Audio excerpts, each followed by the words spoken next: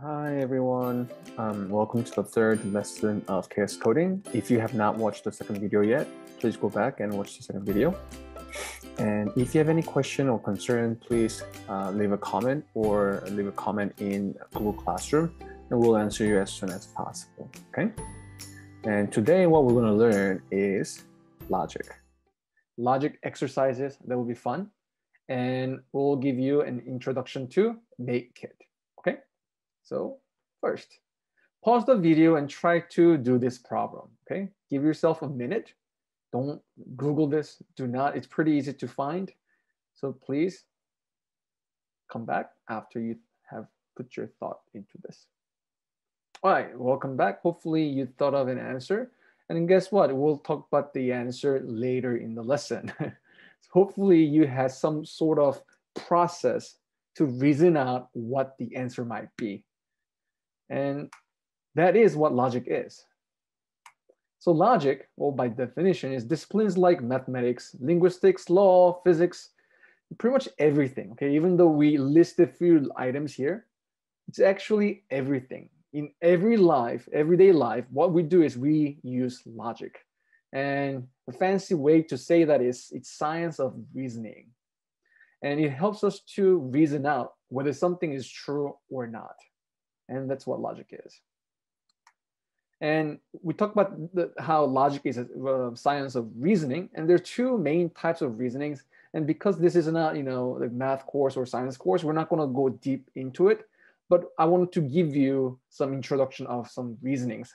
Hopefully, everyone has heard this phrase, deductive reasoning.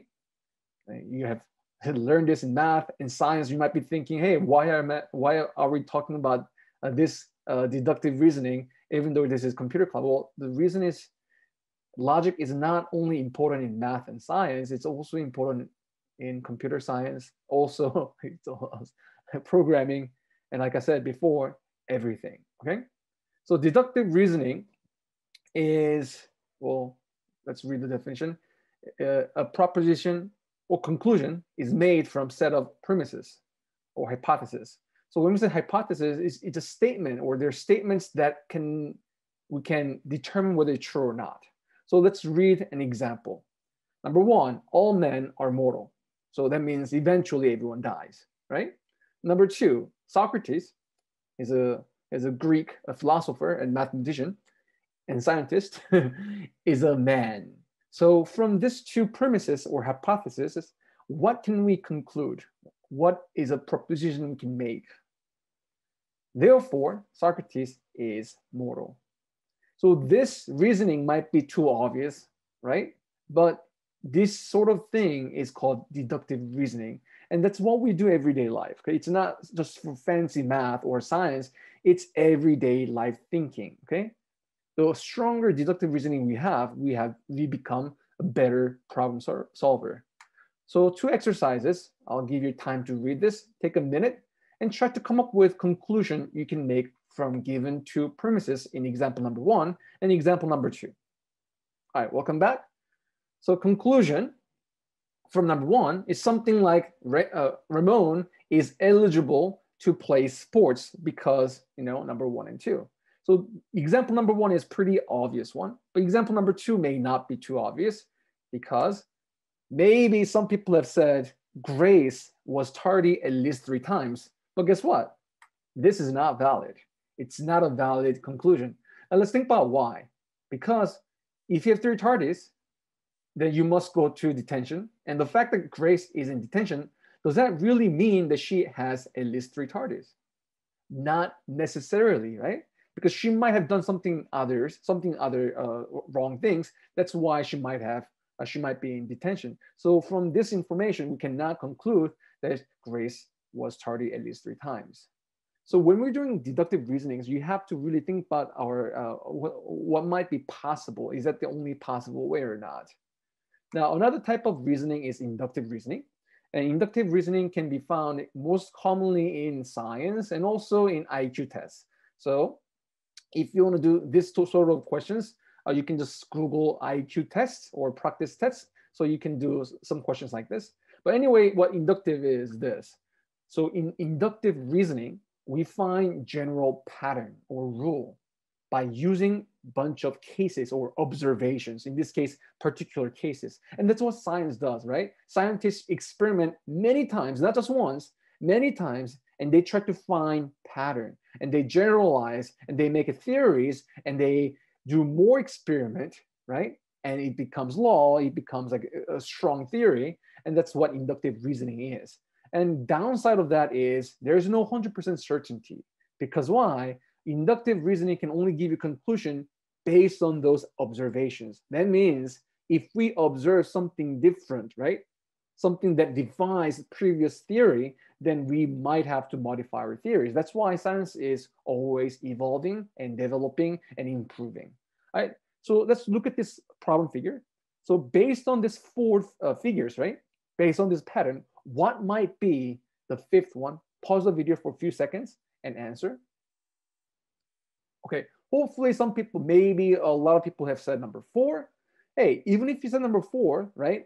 I mean, most likely it's not number 4 based on pattern, right? The pattern is first one flips, second one flips, third one flips. Maybe most likely fourth one will flip, depending on this. I mean, if this pattern continues, but does that guarantee it? No. So most likely the answer is 4, but not 100%. Now, another inductive reasoning is this. Pause the video and do it yourself. Okay, welcome back. I will not give you the answer here. I will actually post the answer later in the PowerPoint so that people can try it. But for now, I'm going to move on, okay? It's annoying, right? If I don't give you the answer right away. All right, so this one, we have done this already. Hopefully, let's talk about this since we have talked about it already. If you don't have the answer, pause the video again and try this again. So here, there might be maybe different answers, but most obvious one for me is 14. Now, why do I think it's 14? Is because, well, if you look at corresponding or opposite, not corresponding, opposite pies, right? You add them up, what do we get? 24. 7, its opposite pi is 17, you get 24. Here, 11 plus opposite one, 13, 24. So there's a pattern where every time you add the two opposing pies, you get 24. So why did I say 14 then? I have no idea why I said 14. so if you have 4, right, most likely this number will be 20. I have no idea I said 14. So I meant to say 20, okay? So 20 plus 4 is 24. So most likely it's 20, okay? Now, you might have say something different answer. And is that wrong? No, it doesn't mean that. But what you have to do is you have to be able to prove it or show your case. In this case, I show that, hey, in this pattern, we find a general pattern that has what? 24 as a sum in the opposing pies. All right, let's move on. So logic is very useful, and the uses are everywhere. Okay, there's no point of going through this slides because, like I said, it's used in everywhere. Okay, there are only 4 topics, 4 things I wrote here, but they're actually everywhere. But in science or computer, it's usually called algorithm. And the reason why logic is important in a computer is because if you remember, programming, coding is what? Giving instruction to a computer. Computers right nowadays are so good that they can pretty much do, well, not everything, of course not, but they can do so much things that people couldn't even imagine in the back, maybe in 50 years ago, okay? But the limitation is us, okay? Even if the computer can do everything, if our coding is not correct, then there's no point of this coding. Now, even if you know all the coding syntax and all the programming languages, but if your logic is wrong, then that program is useless. So that's why even if people who cannot code, they might be able to code better than me or us or programmers as long as they have strong logic. So throughout the course, I don't want you to just focus on how to program, how to drag and whatnot, but focus on what? Building up your logical thinking, because that is the foundation of coding, okay? All right, moving on. So some of you might have seen this question already. So pause the video. Oh, let's read the question together at least. Can you get all 4 across the river safely. So we have 4 things, right? We have person, carrots, goat, maybe sheep, I don't know, wolf. So there's some constraints. The constraint, what that means is a restriction. There's a limit. So constraints are this: only men and at most one other item are allowed in the boat. Okay. Only the man is able to operate the boat. So that means what? You cannot put wolf and sheep together because why? They can't drive. I do not leave the goat alone with carrots, and do not leave wolf unsupervised with the goat because you know what happens. And 2 are allowed on the boat. Okay, using this, let's try to come up with solution. So when you do this solution, right, don't just think. Okay, write it out. Write out step by step. Because why? When we write computer programming, computers cannot read our thoughts just yet, at least for now. So what that means is in order to give instruction to the computer, you need to be able to clearly write step by step what to do in what time. Okay? Pause the video and do it. I'm going to show you the answer. Okay, welcome back. So here's the answer. Now, I'm not going to go through this, but hopefully everyone has something along this line. Now, moving on. Another question. So this is also a logical question. Try this. I'm not going to talk about the answer today, but maybe tomorrow in the meeting or when we meet in the Zoom. But it's worth going over this. Write it out. Try to think about what's not possible, what's possible. Making mistakes is part of building up logical thinking. Okay? 네, 메이크 키트를 구입하신 분은 이렇게 박스에 받았을 거예요. 저는 이미 다 많이 열어놨기 때문에 이렇게 어지러워 보이는데 정말 다양한 부품들이 많이 있어요. 저희가 갖고 놀 수 있고, 그 다음에 프로젝트를 만들 때 필요한 모든 부품들이 여기 안에 있습니다. 그리고 이제 언패킹 하시고 한번 보세요. 그리고 그 안에 보면 이렇게 또 인스트럭션이 있을 텐데 한번 읽어보시고, 그 다음에 부품도도 있어요. 그리고 하나씩 언패킹하면 이렇게 생긴 보드를 꺼내보기 바랍니다. 이게 바로 아두이노 보드예요. 이게 아두이노 버전은 우노 써져 있죠. 그리고 여기 보면 중앙에 칩이 하나 박혀 있는데 이게 바로 마이크로 컨트롤러, 저희가 지난주에 배웠던 거였죠. 아두이노 보드의 두뇌 역할입니다. 이게 브레인이에요. 그렇기 때문에 되게 소중하게 조심히 다뤄야 되는 부분인데 자석이나 이제 큰 충격을 가하면 안 됩니다. 그러니까 이거 조심하세요. 그리고 여기 보면 조그만 구멍들 있죠. 위에도 있고 아래도 있고. 어떤 거 할 거냐면 나중에 이렇게 와이어 하나하나씩 저희가 연결시킬 거예요. 지금 하지 않지만 그냥 연습 한번 이렇게 보여주는 거예요. 어떻게 하는 건지. 예. 그래서 이 버스라고 터미널이 있고요. 그 다음에 이게 파워잭이 있어요. 당연히 여기에 파워가 있어야지 작동하겠죠. 그렇기 때문에 또 열면 이렇게 2개의 파워잭이 있을 겁니다. 파워잭이 합쳐 USB예요. 이렇게 USB-B, USB-A가 있죠.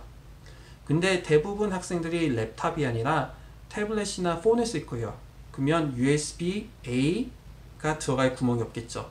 거기에 의해서 이렇게 USB-A에서 C로 컨버트하는 게 있습니다. 그래서 저는 어떻게 할 거냐면요.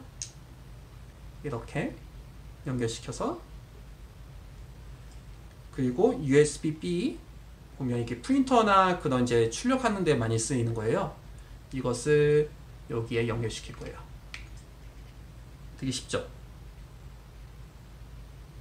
그리고 지금 휴대폰으로는 제가 촬영하고 있기 때문에 랩탑을 하겠습니다. 이것을 한번 연결시켜 볼게요. 어떻게 되는지.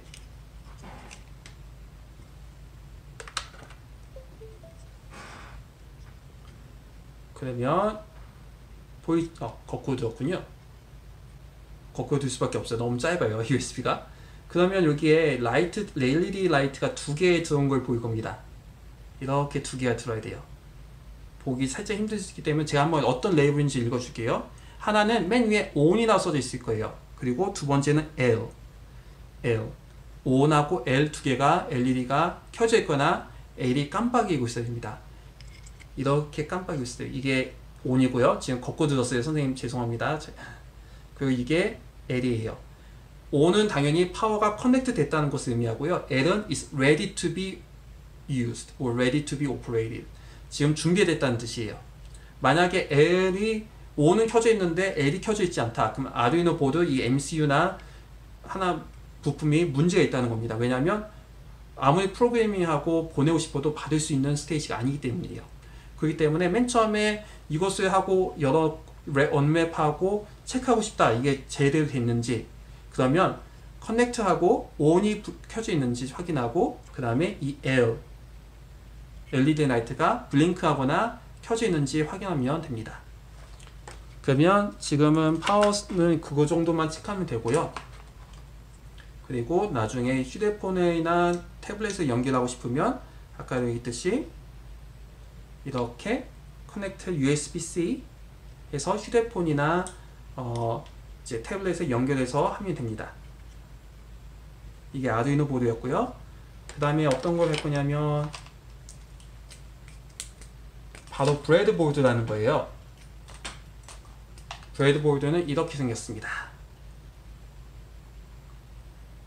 이제 빵 하는 이제 도마 진짜 그 뜻이에요.